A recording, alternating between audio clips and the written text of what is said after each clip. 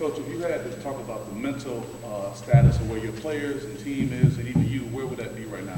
Describe it. Yeah, I think number one, we're excited. You know, you put a lot of work in since January, and now you're kind of getting to game week. You're getting closer. So I think there's an excitement level. I think there's an eagerness to get a chance to go and play under the lights and in front of the fans. And so I think there also been a work mentality. You know, hey, we got to prepare. We got a lot of work to do. You know, the best teams I've ever been around personally, they get better from the beginning of the season to the end, and that's what we've been kind of preaching to the guys. And I think the big thing, too, is just our ability to handle adversity, responding when things don't go well.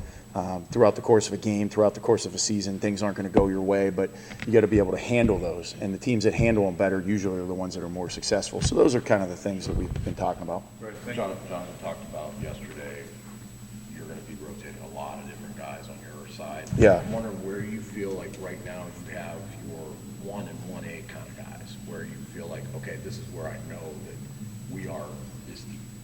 Yeah, I mean, we know who the ones are, we know who the twos are, but I would say we're going to be, like Coach said, we're going to be rotating a lot of guys. The one advantage I think we have defensively is we have a lot of guys who have earned the right to go play in football games.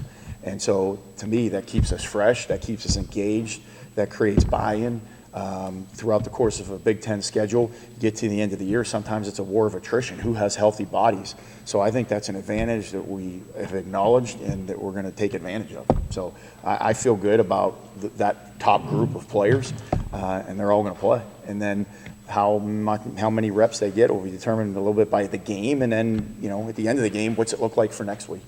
So. What do you see from Florida Atlantic? What offensively, where do they pose problems?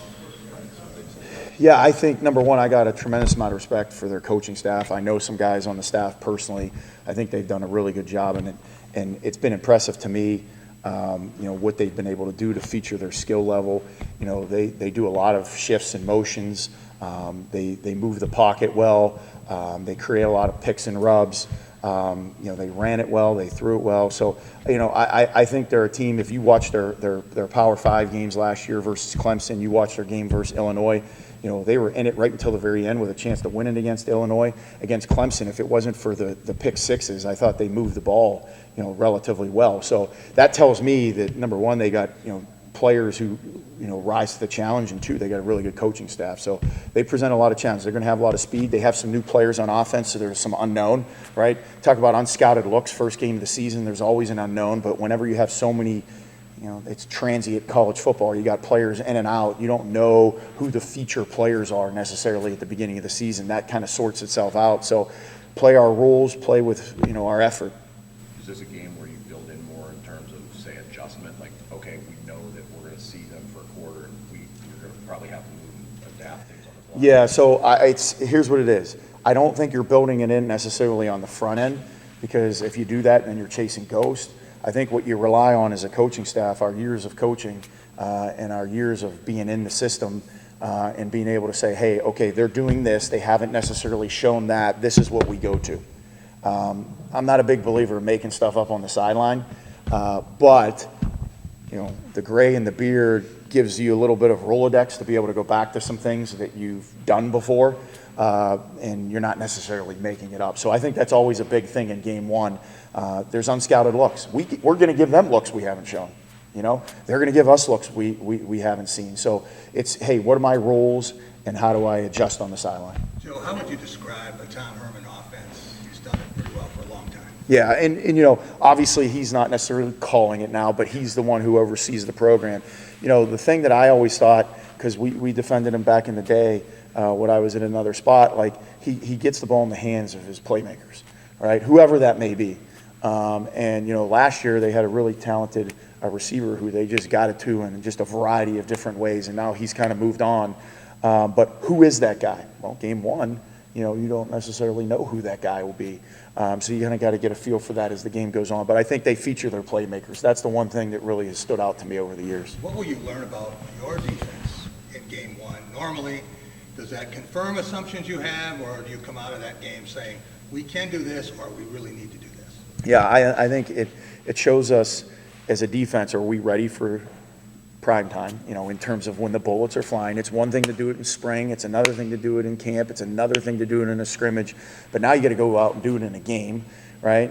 of the rotational guys, as we're playing a lot of different players, who, takes the bull by the horn, so to speak, and really seizes the opportunity, maybe who doesn't as well. And that'll be a constant evaluation. But I think the first game just gives you information of where you're at and then what you need to do to go and move forward. Your players have been banging heads now for 6 weeks, 23 practices, whatever. As a new staff, how anxious are you to see, how nervous are you about this, about what kind of product you're going to put out there Friday night? Yeah, so if you knew me, I worry about everything at all times, okay? And, I think that's what most defensive coaches are like, right? Offensive coaches are a little bit more laid back than the defensive guys. So I worry about everything at all times. And so, for me, it's like, I'm not wishing the day to be here. We need the work days.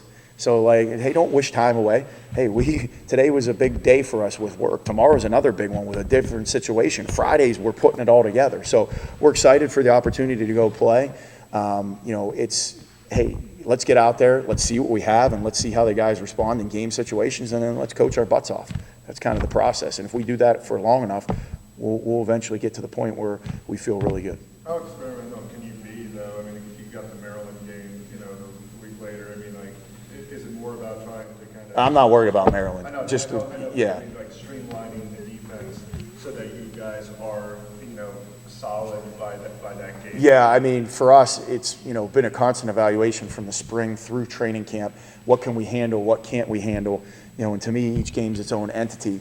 This team, is very talented, and they brought in a lot of players in the transfer portal. The quarterback that they got from Marshall, I think, is a good player, man. He's athletic. He can make plays with his feet. They brought in some receivers that we were looking at in terms of just evaluating. They pose a tremendous challenge. And so, again, watching how hard they played against those Power 5 teams last year, they're going to come in there, they're going to play their butts off, and they got really good players. So for us, it's about going out and executing our calls, flying around to the ball, and handling anything that they throw at us that we might not be able to see. Then we'll come back, look at it, and see what we need to do for the next one. So. Are you all set with your green dots? And because I would think you always have to have one on the field, right? Yeah. Does that change substitution or anything like that? Yeah, so here's our philosophy. None is better than 2. So 0 green dots doesn't get us a penalty, 2 green dots does. And so what I mean by that is we have one guy that's in it, right? We have 3 other guys who have helmets that are green dots. So that if we're going to rotate, okay, if someone goes in a series, you're going to switch out who the green dot is. But if the green dot gets injured in the middle of the drive, you may not get a green dot in. That's just the nature of the beast. And you'd rather have 0 than have 2 because we don't want to get a penalty. So, still signaling the whole time as well? oh, there's lots of stuff going on. There's boards, there's signals, there's hieroglyphics, there's cards. We've seen it last year, the extent that people go to try to cheat. So, we want to make sure that we're able to have a variety of ways to get the signals in, whether it's through the earpiece, whether it's signaling, whether it's cards, whether it's, smoke signals, those type, whatever we got to do. So. Does that help, are you noticing you can give a little more detail with the helmet? Because the signal is kind of just black and white, but you can give the signal and then you can say, hey, yeah, look for this or that. There's a little more context on top of it. There is. So I'm fortunate to coach a guy who wears the green dot in the NFL. So I called him and I said, hey, talk to me. And he said, look, he says, it's good. He goes, talk to him, but don't talk to him too much. And so, there's a book by Pete Carroll recommended. I forget who wrote it, but it's The Inner Game of Tennis. And it talks about you can cloud people's minds when you talk to them too much. So we've done a lot of preparation during the week. I coach them in the meetings. I coach them on the field. We as a staff coach them. They go in the game. We might give them a blurb, but they got to go play. We start yapping in their ear, okay, when the ball's being snapped. And now they're thinking about that, and they're not on their keys. So it might be a quick reminder, hey, think about this here, but we want to get them ready during the week to be able to go play. You'll be up in the box, I am, yep. Who on staff or sideline is sort of tasked with making sure there's not two? It's a combination of the coaching staff and a combination of the equipment staff. So that thing, the extra ones are not under lock and key, but they're away, all right? And they don't come out until they're told to come out.